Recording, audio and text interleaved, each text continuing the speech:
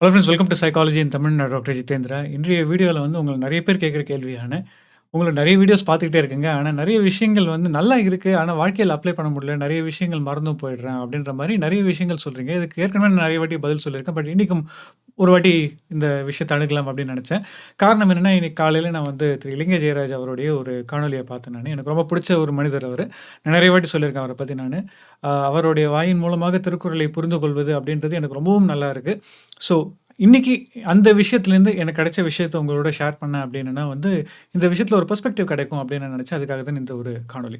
ரொம்ப முக்கியமான ஒரு விஷயங்க. இன்டர்நெட் அப்படின்றது ஒரு ரொம்ப பவர்ஃபுல்லான ஒரு விஷயம். இந்த இடத்துல உங்களுக்கு எல்லா விஷயங்களுமே கிடைக்குது இன்றைக்கி. அது வந்து ஒரு ரொம்ப அற்புதமான விஷயம். நிறைய இடத்துல நிறைய பேருக்கு கிடைக்காத நிறைய விஷயங்கள் ஒரு காலகட்டத்தில் வந்து ரொம்ப காசு கொடுத்தா கூட கிடைக்காத நிறைய விஷயங்கள் இலவசமாகவே இன்றைக்கி இன்டர்நெட்டில் கிடைக்குது அப்படிங்கிறது ரொம்ப ரொம்ப உண்மையான ஒரு விஷயம். ஆனால் இதில் இன்னொரு பிரச்சனை என்ன அப்படின்னு பார்த்தீங்க அப்படின்னா, இன்டர்நெட்டில் நல்ல விஷயங்கள் மட்டும் கிடைக்கிறது இல்லை. இன்டர்நெட்டில் வந்து பப்ளிசிட்டி கிடைக்கும், பாப்புலாரிட்டி கிடைக்கும் அப்படின்றதுனாலையும் யார் வேணால் எதை வேணால் சொல்லலாம் அப்படின்றதுனாலும் இன்டர்நெட்டில் நிறைய பேர் நிறைய விஷயங்கள் சொல்லிகிட்டே இருக்காங்க. இதில் நான் சொல்கிறது கரெக்டு, நீங்கள் என்ன ஃபாலோ பண்ணுங்க நான் சொல்லவே மாட்டேன். ஏன் அப்படின்னா வந்து உங்களுக்கு எப்படி தெரியும் நான் நல்லவனா இருப்பேன் அப்படின்ட்டு, ரைட்? ஸோ என்னையும் உட்பட நீங்கள் எல்லாருமே இன்டர்நெட்டில் பார்க்குற எல்லாரையுமே ஸ்கெப்டிக்கலாகவே பாருங்கள். உங்களுடைய மனசுக்கு இவரை நம்பலான்னு தோணுதா? இவங்க சொல்கிறத கேட்கலாம்னு தோணுதா?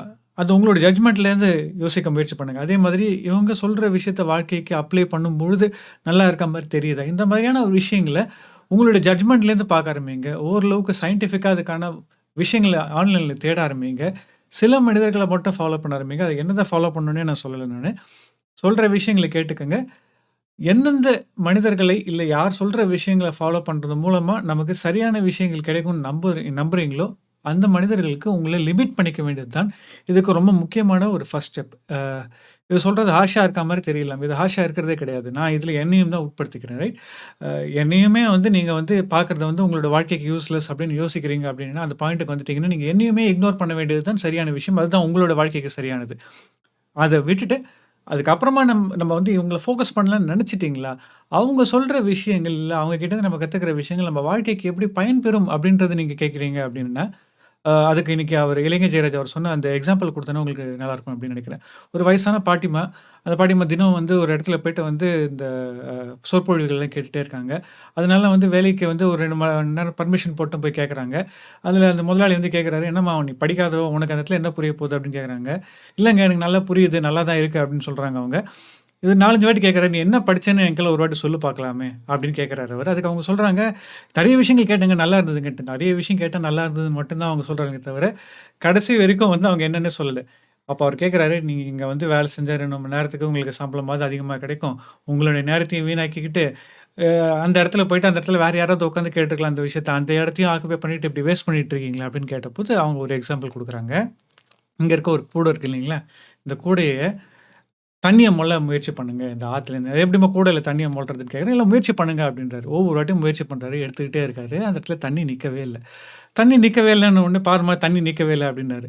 தண்ணி நிற்கலை, ஆனால் அதில் இருக்க அழுக்கு வெளில போயிடுச்சு இல்லைங்களா அப்படின்ட்டுருக்காங்க. ஸோ அவங்களுடைய பாயிண்ட் என்ன அப்படின்னா, சில விஷயங்கள் தங்குது தங்கலை அப்படின்றத தாண்டி சில விஷயங்கள் நம்ம மனசுக்கு புரிதலை ஏற்படுத்தும். நம்ம மனசில் இருக்கிற விஷயங்களை கொஞ்சம் தெளிவுபடுத்த ஆரம்பித்து தலைவலிகளை அப்படி கொஞ்சம் ஒதுக்கி வச்சு நம்ம லைஃபை கிளியரான பெர்ஸ்பெக்டிவில் பார்க்குறதுக்கு ஏதுவாக இருக்கும். இந்த ஒரு விஷயத்தை தான் செய்கிறதுக்கு நான் முயற்சி பண்ணிகிட்ருக்கேன்னு நினைக்கிறேன். செய்கிறேன்னா இல்லையான்றதுலாம் எனக்கு தெரியாது. நம்மளுக்கு ஒரே ஒரு விஷயம் தான் நம்ம கையில் இருக்குது. இன்டென்ஷனு, அதுக்கப்புறமா அதற்கான செயல். ஸோ அதுதான் என்னோட இன்டென்ஷன், அதுதான் என்னோட செயல். பட் அதுதான் அதை செய்யுதா அப்படின்றதுலாம் எனக்கு தெரியாது. பட் நிறைய பேர் உங்களை அது செய்யுது அப்படின்னு சொல்கிறீங்க. அது எனக்கு ரொம்ப சந்தோஷமான விஷயம். ஸோ என்னுடைய காணொலிகளையோ இல்லை நீங்கள் மற்றவர்களோட காணொலிகளையோ நீங்கள் பார்க்கும்போது எல்லா விஷயங்களும் உங்களோட மனசில் தங்கிடும், எல்லா விஷயங்களுமே உங்களோட மனசில் ஸ்ட்ராங்காக இருக்கும் அப்படின்ட்டு கேட்டிங்கன்னா அது நடக்காது. அப்படி நடக்கணும்னா நீங்கள் கம்ப்யூட்டராக தான் இருக்கணும். ஆனால் கம்ப்யூட்டருக்கும் ஹியூமன் பீயிங்க்கும் இருக்க ஒரு முக்கியமான வித்தியாசம் என்ன அப்படின்னு பார்த்தீங்கன்னா கான்டெக்ஸ்ட் அப்படிங்கிறது. கான்டெக்ஸ்ட்னா என்ன அப்படின்னா, இப்போ ஒரு சூழ்நிலை வருதுன்னு வச்சுக்கோங்களேன், அந்த சூழ்நிலைக்கு எப்படி செயல்படுவது அப்படிங்கிறத ஒரு கம்ப்யூட்டரால் வேகமாக கணிக்கிறதை காட்டிலும் ஒரு ஹியூமன் பீயிங்கால் வேகமாக கணிக்க முடியும். ஆனால் ஒரு இன்ஃபர்மேஷன் வேணும்னு நீங்கள் கம்ப்யூட்டர் கிட்ட கேட்டிங்கன்னு வச்சுக்கோங்களேன், அது கம்ப்யூட்டரால் வெகு ஈஸியாக செய்ய முடியும். ஆனால் ஒரு ஹியூமன் பீயிங்கால் செய்ய முடியாது. இதுதான் பெர்ஸ்பெக்டிவ். ஸோ ஒரு ஹியூமன் பீயிங்காக இருக்க நம்மளால் எல்லா விஷயத்தையும் மனசுல வச்சுக்கிறதும் சாத்தியமான விஷயம் கிடையாது. நம்ம படிக்கிற எல்லா விஷயங்களும் அப்ளை பண்ணுவோம் அப்படின்றதும் சாத்தியம் கிடையாது. ஆனால் இந்த மாரி கேட்டு வச்சுக்கிற விஷயங்கள் இருக்கு இல்லைங்களா? அது வாழ்க்கையில நமக்கே தெரியாம, நமக்கே அறியாம ஏதோ ஒரு நாள் ஏதோ ஒரு இடத்துல பயன்பட ஆரம்பிக்கும்.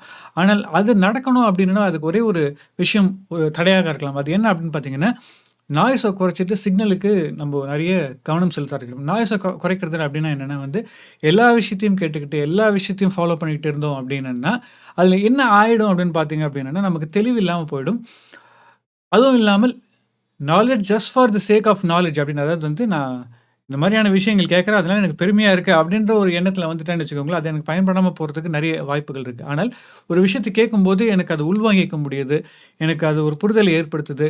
அது எனக்கு மனசுக்கு உள்ள போய் ஏதோ ஒரு விஷயத்த செய்யுது அப்படின்னு நினைச்சீங்க அப்படின்னா, அது உங்களோட வாழ்க்கைக்கு பர்ப்பஸ்ஃபுல்லா இருக்கு அப்படின்னு அர்த்தம்.